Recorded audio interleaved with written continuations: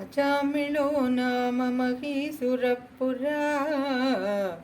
चरन् विभो धर्मपथान् गृहाश्रमी गुरोर्गिराकाननमेत्य दृष्टवान् सुधृष्टशीलां कुलटां मदाकुलाम् स्वतः प्रशान्तोऽपि तदा हृताशयः स्वधर्ममुत्सृज्य तया समारमन् अधर्मकारी दशमी भवन् पुनर्दधौ भवन्नामयुते सुते रतिम् समृत्युकाले यमराजकिङ्करान् भयङ्करान् स्त्रीनभिलक्षयन् भिया पुरा मनाक्त्वत्स्मृतिवासना बलाज्जुहाव नारायणनामकं सुतम् दुराशयस्यापि तदात्मनिर्गत त्वदीय नामाक्षरमात्रवैभवात् पुरोभिपेतुर्भवदीय पार्षदा चतुर्भुजा पीतपटा मनोरमाः अमुञ्च सम्पाश्य विकर्षतो भटान्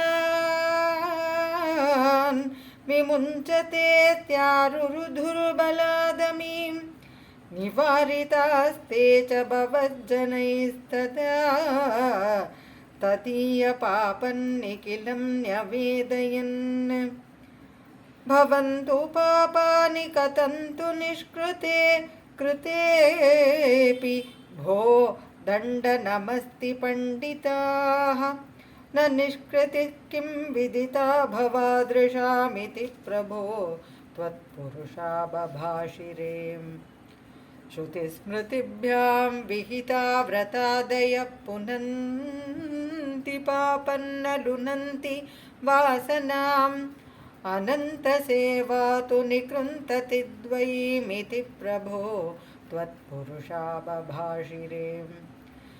अनेन भोजन्म सहस्रकोटिभिः कृतेषु पापेष्वपि निष्कृतिः कृता यदग्रहीन्नाम भयाकुलो हरेरिति प्रभो त्वत्पुरुषा बभाषिरे नृणाम् अबुद्ध्यापि मुकुन्दकीर्तनं दहत्यगौघान् महिमास्य तादृशा यथाग्निरेधांसि यथौषधं गतानिति प्रभो त्वत्पुरुषा बभाषिरे इति ऋतैर्याम्य भटैरपाश्रुते भवद्भटानां च गणेति रोहिते भवत्स्मृतिं कञ्चन कालमाचरन् भवत्पदं प्रापि भवद्भटैरसौ स्वकिङ्करावेदनशङ्कितो यमस्त्वदङ्घ्रिभक्तेषु न गम्यतामिति स्वकीयभृत्यान् अशिशिक्षदुक्चकैः सदेव वातालयनाथ पाहि माम्।